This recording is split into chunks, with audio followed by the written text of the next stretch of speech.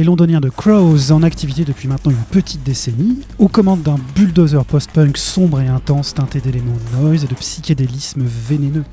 Repérés par leurs camarades de Bristol, Idols, dont le chanteur sortira le premier album en 2019, ils en enregistrent un second dans la foulée, dont la sortie sera malheureusement retardée pour cause de pandémie, on y viendra. Et il sort sur Bad Vibrations, label où on retrouve entre autres Los Bichos ou les Rouennais d'Unschooling, tiens, mais pas de hasard. Bienvenue. Radio Lomax, l'émission du sens. Welcome. Yeah, could you introduce yourself briefly for the audience? I'm James, I sing in Crows. I'm Steve, I play guitar in Crows. James, chant, Steve, guitare. Parfait. On va parler de votre deuxième album, Beware Believers, qui est sorti en avril dernier. Comment avez-vous réussi à gérer la frustration de le voir repousser quasiment 2 ans? Yeah, Beware Believers was recorded like 2 years prior to its release, so in April, it was released this April. How did you manage this long and frustrating delay? Well, it was COVID, so we didn't have much choice, but it was very frustrating because, yeah, like we said, we wrote it in the summer of 2019, hoping to release it early 2020, and we just had to sit on it. And I mean, it was good. It gave us more time to listen to it a while and see if anything needed to be added or anything. So we had that, like, because you don't usually get that with albums. The turnaround's quite quick, so it was good to be able to sit there and see if anything needed changing or adding to it. Okay. But it was very annoying, to be honest. Does that mean you had time to check out the mix and change things? Did you? Yeah. So that was time to see if there needed to be any extra like parts added and like overdubs, and we added like some strings which you can barely hear, but they're there. Yeah. And maybe we got different. We got some to mix it, who we probably wouldn't have if we hadn't done it that way either. I think and it was just nice to sit and have a break because we had been touring very like relentlessly, so it gave us a bit of a break before going into this year, which has been really crazy. So. Oui, alors donc premièrement ils n'avaient pas le choix parce que c'était le Covid, donc ils avaient enregistré en été 2019, ils pensaient pouvoir faire une sortie début 2020. Évidemment, c'était impossible, mais c'est un mal pour un bien dans la mesure où ça leur donnait plus de temps pour prendre du recul sur ce qu'ils avaient fait, pour éventuellement changer des choses. Et en l'occurrence, c'est la question que je posais, je leur demandais s'ils avaient changé des choses, rajouté des choses. Ils ont rajouté des cordes qui, d'après Steve, s'entendent même pas, mais bon, ils ont pu en tout cas faire le mix par quelqu'un d'autre, et puis ça leur a permis de faire une pause dans les tournées qui était très intense pour se préparer à cette année qui est très intense en termes de tournées. On va aussi se demander comment s'est opérée la rencontre avec leur label actuel, donc By Vibrations, qui, je le rappelle, est aussi booker et tourneur et gère le festival Wide Awake. Est-ce que c'est un avantage pour eux d'avoir ce pied dans le spectacle? Et voilà, déjà, c'est pas mal. Yeah, can you tell us about the circumstances which led to signing with the record label Bad Vibrations, which organizes tours as well? And is that a positive thing to be with a record label that is also organizing tours? Yes, Keith's one man. It's just him. He's an old friend of ours. He's been our London promoter the whole time, and Keith's just one of those people that does a million things, and you don't really know how he manages to do all those different things. But yeah, now he does Wide Awake, and he does, on top of everything that he was doing anyway, he wants to start a label, and he wanted us to be the first ones to release on it. So we were very honoured, and it's a great thing. He's amazing. Does he sleep? That's the question. No, not really. Oui, donc ce label, il est tenu par une personne, Keith, qui est un vieil ami au groupe, et voilà, il fait plein de choses. C'était quelqu'un qui s'occupait de la promotion du groupe de longue date, et donc ça s'est fait assez naturellement. Et donc Antoine demandait s'il dormait jamais. C'est une question à laquelle on n'a pas de réponse. En effet. Alors, je voulais qu'on se penche aussi sur cette esthétique du post-punk avec ses caractéristiques très sèches, répétitives, mécaniques, qui fait un retour en force dans la scène rock actuelle, qu'on peut bien sûr voir dans des groupes aux esthétiques très variées, de Idols, mais aussi aux Viagra Boys et à d'autres. Voilà, ce que je voulais leur demander, c'était, à leur avis, pourquoi ce langage trouve-t-il son public aujourd'hui? Yeah, I mean, there seems to be a trend around such bands as, Idols, Viagra Boys, Fountains DC, you name it, post-punk, whatever you call it, bands, and it seems to be, they're they've become really popular over the last few years. So we were wondering why you think the audience is so receptive to this kind of expression or aesthetics. That's a good question. Thanks. I don't know. I guess. Yeah, I don't know. I think it's like something in the music. It's like obviously I mean, the post-punk thing is very broad. Like it covers a lot of different actual sounds, and I guess that's what's nice about it, is that there is a variety of songs coming out and bands coming out that all kind of fit under a bracket but are different enough from each other that it's still interesting. And I guess other than that, it's just like the state of the world. It's in like most of those bands, it's kind of like up tempo, like aggressive sort of music, and it's a reaction to that, I guess. Mm-hmm. If there's anything you want to add? No, that's everything I would have said. I agree. Oui, donc bon, évidemment le terme post-punk, c'est quelque chose, c'est un peu un fourre-tout, c'est très vaste, ce qui permet aussi que ce style musical il puisse regrouper des groupes qui font des choses variées et donc intéressantes. Mais effectivement, il y a un point commun, un côté agressif qui, en définitive, reflète assez bien l'état tristement agressif de notre monde. Voilà. Et à propos d'agressivité, on va aussi en parler dans leur prestation, mais aussi comme un début de légende qui traîne déjà autour du groupe. Ils auraient enregistré leur premier album dans le noir total. On parle d'os cassés sur scène, d'instruments brisés. Voilà, je voulais qu'on déballe un peu cette intensité qui semble ourdée. Yeah, Crow's antics on stage. I mean, rumor has it there have been broken bones, broken instruments, and even antics while recording. You're said to have recorded your first LP in total darkness. I don't know if that is true. So is this sort of intensity necessary to the creative process? Can you tell us about it? I mean, is everything true? And if... Yeah, everything is true. It's I don't know. I think especially the broken bones and all that stuff, when we were younger, I guess, like maybe like, because we've been playing like as Crows now for like about 6 or 7 years, so now we're a little bit older, we're not as crazy, I would say, on stage. Like the intensity's still there, but I don't punch walls or anything like that anymore and try and like actively trying to hurt myself anymore because I can't be asked anymore. But I don't know, we still play with the same intensity, and all the stuff when we're recording an album is actually like quite boring. There's lots of like sitting around, so you try and find ways to entertain yourself, and we like to entertain ourselves in very stupid ways, but yeah, it passes the time and gives a good story at the end of it. So.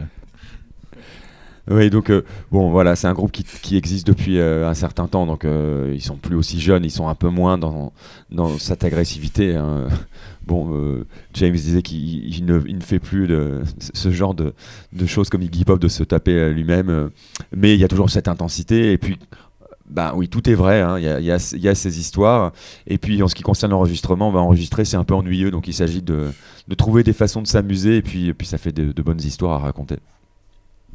Sur l'enregistrement justement, à part la période de mixage que tu nous évoquais tout à l'heure, qui donc s'est allongée grâce ou à cause du Covid, la conception même du disque, donc l'écriture et l'enregistrement en lui-même, n'ont pris que 3 mois apparemment. Est-ce que c'est ça qui fait de ce disque une entité plus massive et homogène que le premier album? Yeah, you're said to have recorded your latest LP in only 3 months, like in state of urgency. And Antoine was wondering if that's what could account for the fact that you have a more cohesive sound. Yeah, the writing process was a little more tight for the turnaround. So I think that is why it all sounds like more of a collective. Because the first record is stuff that we've been playing for a long time, and it took us a while to get a first LP out. So that first one's kind of, there's stuff that's like, there's a couple of tracks on there that may have been like written about like 2 years apart, and I think that shows a little more when it's, especially with the second one, that it was written as a collective piece of work, because it's just the time frame that we had, and then obviously then COVID hits and we probably had longer, but we were ready to go with it, and we just started writing other stuff after. Yeah, yeah, the first one was definitely more like a collection of tracks that we'd written over a period of time, like probably about 5 years actually altogether. And yeah, the second one much more cohesive, all down the line, all one album. Ouais, donc effectivement l'écriture s'est fait très rapidement, à la différence du premier album qui était une série de titres qui ont été écrits sur une période assez longue, 5 années en gros, avec certains titres qui pouvaient avoir 2-3 ans d'écart. Là cet album a été écrit très rapidement, et puis c'était un travail collectif. Et donc ça explique effectivement cette cohérence d'ensemble en termes de son notamment. Alors sur l'esthétique qui accompagne l'album, donc les artworks sont dus à un tatoueur qui s'appelle Elliot Lane, qui l'a signé et que le groupe a décliné en 4 versions différentes. J'aimerais qu'on se penche un peu sur cette question de l'artwork. Yeah, could you tell us more about the band's aesthetic identity, especially your collaboration with tattoo artist Elliot Lane? Mm-hmm. I mean, you have 4 different versions of the LP. Can you tell us about it? It's just like the deluxe versions. So Elliot's done our artwork since the day one. Like he's an old friend of all of ours. Me and him are both from Wales, where we grew up together. He came to London when he was like 17, maybe. Yeah. Like slept on my floor. He wanted to move to London to study art. Didn't get on in art school, so dropped out, and then just was hanging out with us. He wanted to be a tattooer, and he's just done our artwork from day one. He's created our whole visual aesthetic basically, and it was nice that we got to do so many versions of the new album because Bad Vibrations wanted like a deluxe version of Gatefold, so it was nice that he finally got to, because we didn't really have the budget to do that on the first LP, so it's nice that he got a chance to do like a Gatefold and like a poster and like a dinked edition on the second album because he loves drawing, so it was nice for him to be able to draw lots. Ok, une fois encore, c'est une histoire d'amitié. Hein. C'est un vieil ami de James qui est du Pays de Galles comme lui, qui est venu à Londres à l'âge de 17 ans, qui était logé chez James, et puis qui a fait des études, qui a arrêté parce qu'il voulait devenir tatoueur. Et là, ils ont eu l'occasion avec Bad Vibrations de faire plusieurs sorties, sorties de luxe, des affiches, etc. Donc ils ont pu permettre à leur ami Elliot, qui aime beaucoup dessiner, de proposer beaucoup de contenu. Et donc c'est quelqu'un qui les suit depuis le début. Et on va terminer avec les thèmes abordés sur le disque qui sont variés, qui passent du politique au personnel. Et on va se demander comment est-ce que donc James, qui je pense écrit les textes, arrive à la fois à parler de la vie à Londres, du Brexit et en même temps de poésie personnelle, tout en restant cohérent quand même dans sa forme d'écriture. Yeah, your lyrics are, I mean, you do write the lyrics, don't you? Mm-hmm. Right.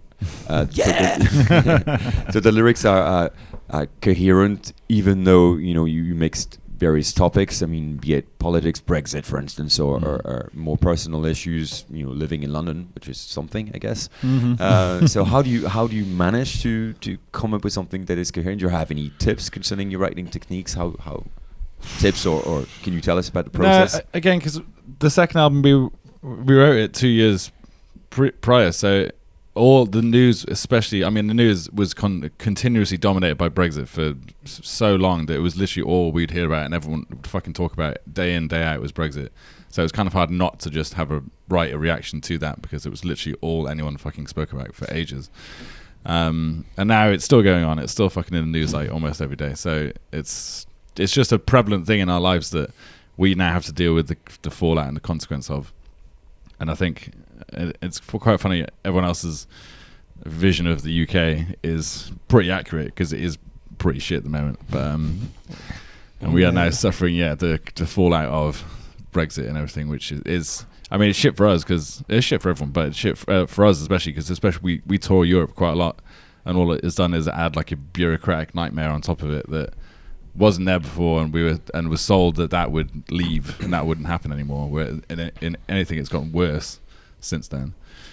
And with about the living in London thing, that's just about having no money and living in an expensive city, which I think is pretty like across the world. Everyone has that experience of like working a shit job they hate to try and make money to pay for rent, blah blah blah. It's like everyone experiences that all over the world, and especially now more than ever. So yeah, it's just topics that everyone goes through, and inspiration just comes whenever it comes. Ouais, donc c'est venu assez naturellement parce que tristement, la question du Brexit est omniprésent dans la vie de citoyens anglais depuis le Brexit et encore aujourd'hui. Et James a remarqué que la vision qu'on peut avoir très négative de l'Angleterre correspond malheureusement à la réalité. Et puis, quand tu as parlé de vivre à Londres, une ville qui est évidemment est extrêmement chère, quand on n'a pas d'argent, malheureusement, c'est quelque chose qui est relativement universel. Voilà. Bien. Any last words before? Is this live or is this pre-recorded? No, it's not live. Okay. I was going to say, come to the show, but Yeah, but if you're at the show, we'll see you at the show. et on les verra sur scène après Cerveau, bien sûr, tout à l'heure. Rappelons-le. Thank you, both of you. Merci. Thank Merci. you for your Thanks. kindness Thank you. and your time. Thanks See so you. much.